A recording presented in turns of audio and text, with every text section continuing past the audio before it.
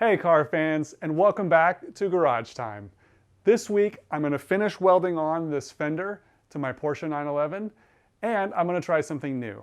I have some filters that I'm going to put on my camera to try to video the weld puddle, so you can see what the welding is like as if you had a helmet on. And if you're new to my channel and my Porsche 911 build, I have a playlist with every video I've made in sequential order. Click the link right here for that. Stay tuned. Garage Time. So like I said in the last video, once this was tacked in place and all the contours were in the right place, the hard part is over. And so I'm just going through and doing small tacks, about 1/2 inch long, in various places. I'm skipping around and I'm using this scale to make sure there's no distortion. So I lay it on top of across the weld seam, and I'm just looking for any sort of dips. Or sometimes I'll do this, looking for daylight in between there. If it is low, like for instance this one right here, this weld right here is just a little bit low, then I use hammer on dolly to stretch it back out. So this part is actually enjoyable. It's a little tedious, a little time consuming, but it does work, and it gives a great metal finish at the end. So let me show you how I stretch out this little piece right here. I'm using a heavy dolly. This is a Martin dolly, and this is a cheap hammer, but it's pretty heavy. And that's great for stretching. Sometimes I only need to hit it 2 or 3 times. This is a little tricky for me because I'm right-handed, but I gotta switch it the way the access is, unless I wanna lay on the floor.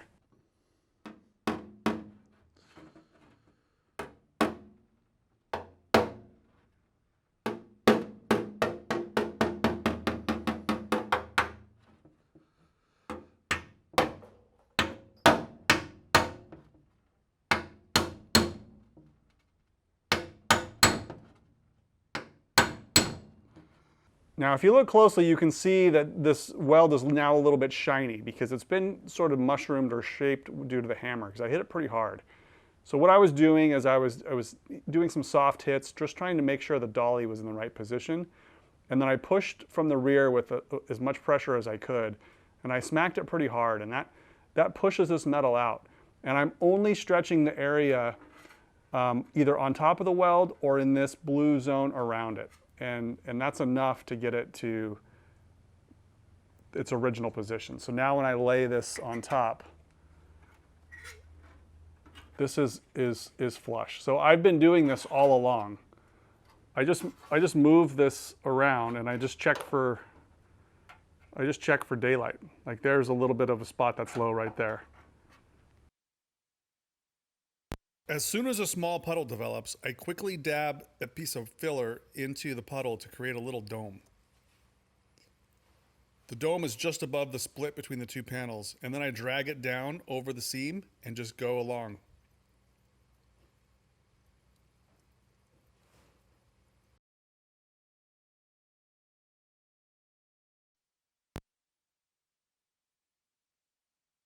I move the torch in kind of a cursive E pattern so that I don't concentrate the heat too much in the gap. It goes from the upper panel to the lower panel so I don't blow through. This one's a little out of focus, but you can see how I start the puddle off to the side and then drag it over the seam and then wiggle back and forth in that cursive E to continue all the way through.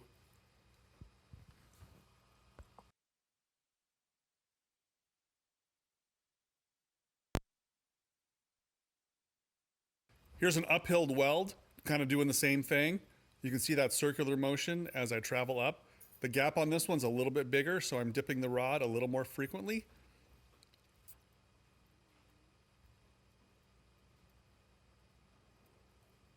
And you can see it ends right where the other weld starts.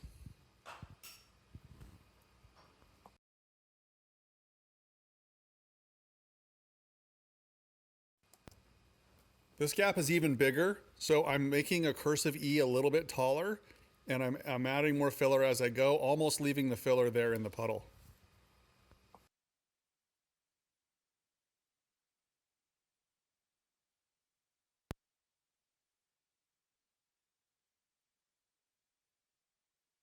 Here the tungsten got a little bit contaminated because I was too close to the puddle, and you can see the arc becomes a little unstable, and I'm moving along here pretty quickly.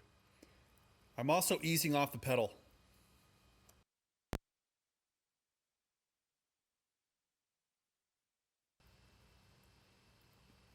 This is 100% pedal, and as soon as the weld bead gets a little wide, I start to travel a little bit faster as the panels start to soak up more heat. This is the section I mentioned in a previous video where this gap is way too wide for MIG for TIG welding, but I'm going to do it anyways, and you can see how difficult it is in this next segment. Here I'm actually welding backwards. I'm going from left to right, and I'm just targeting the heat on material that's already there, and then I'm just going slow and steady.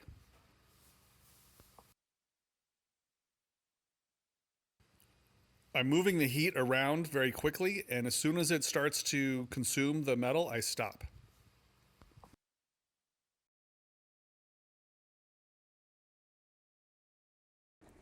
All right, this section here above this torsion hole is pretty flat. And if you don't fix it as you go and you aren't managing the distortion really well here and controlling the heat, this will get screwed up in a hurry, because things that are flat just tend to warp a lot quicker. So I'm really going slow here. Every time I do a weld, it sinks in, and so I got to stretch it out, keep it flat, you know, especially in this direction, because this will get warped like a potato chip in a real hurry. So right now it's good. I'm gonna do some more tacks here, but I really am spending most of my time on this. On areas like right here where there's a high crown, these don't require, it doesn't move as much, so it doesn't require as much attention. So that's the name of the game. It's just using a reference to make sure that things are staying in the right place as you go through the welding process. And it's really not super difficult.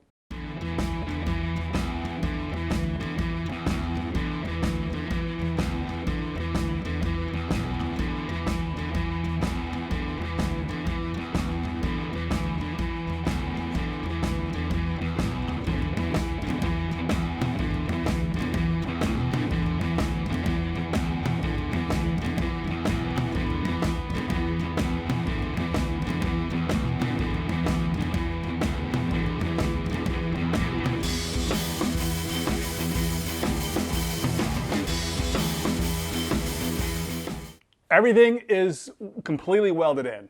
So that was about 5 feet of welding, which is a ton, especially if you're TIG welding.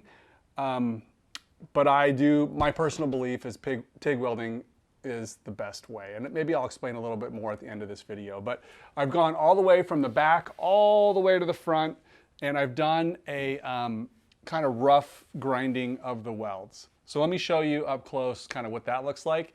The final step will be done with a body file, or just in my case, it's just a regular round file. And that'll take the highs and lows out of the actual weld, and also reveal some final tweaking on the metal finishing to make sure that it's as flat as possible. Okay, at this stage, it doesn't really look that pretty, and a lot of it has to do kind of the way the camera picks up on these reflections, but it is completely welded.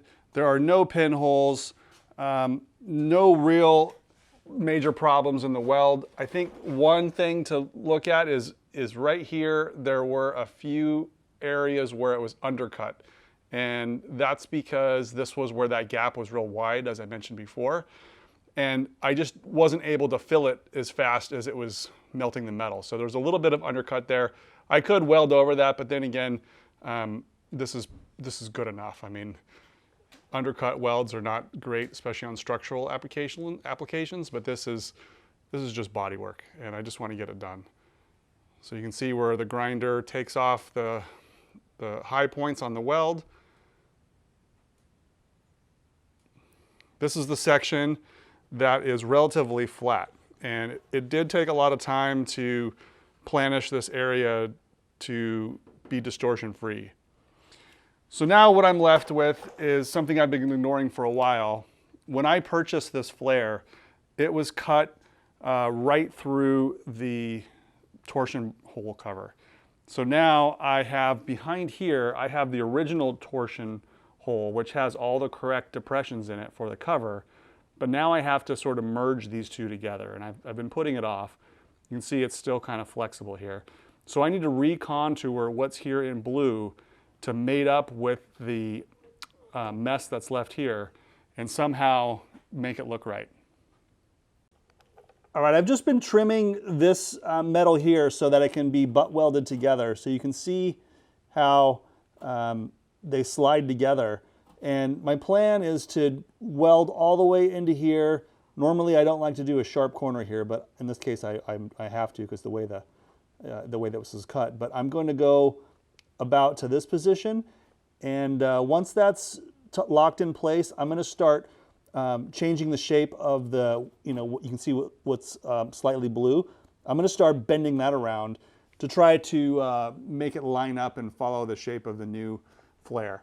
And I also have templates from another SC or from ASC, so I can always use those templates in case I get lost.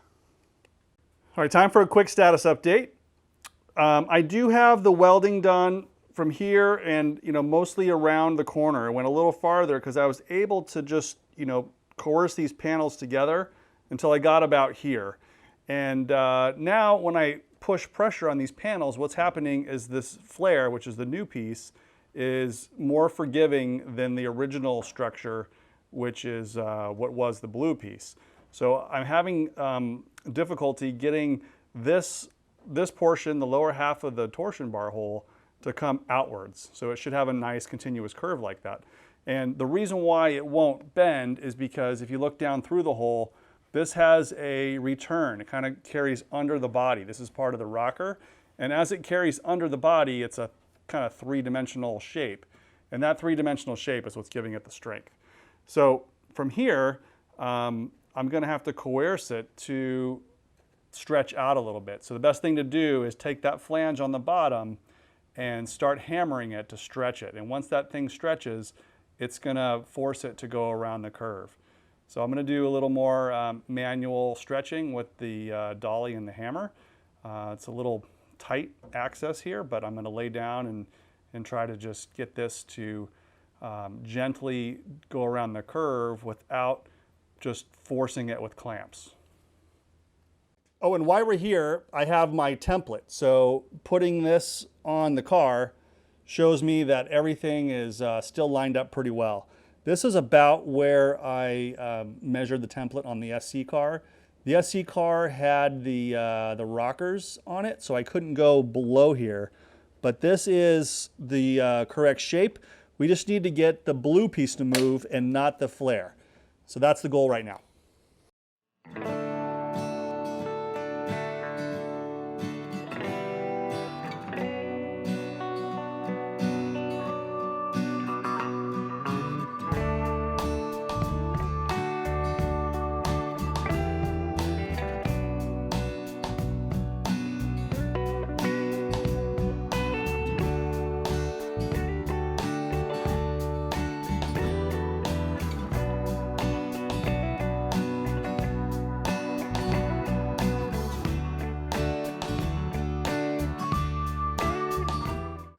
So I was able to sort of sweet talk this lower area into a good curvature so that it's lined up.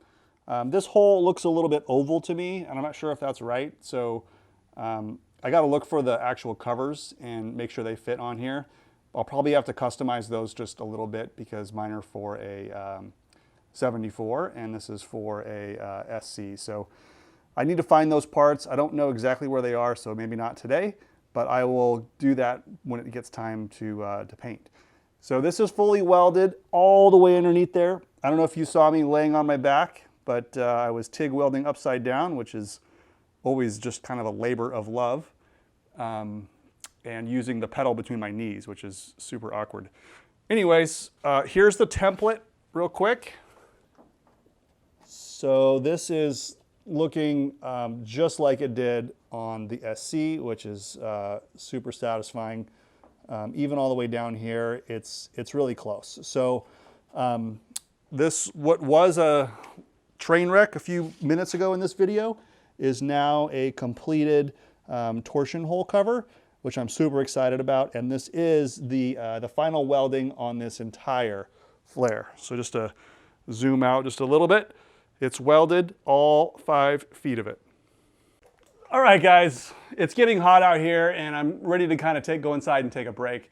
But before I do, I wanted to show you, I just polished this section with some Scotch-Brite really quick. I just wanted to show you guys how the metal finishing comes out.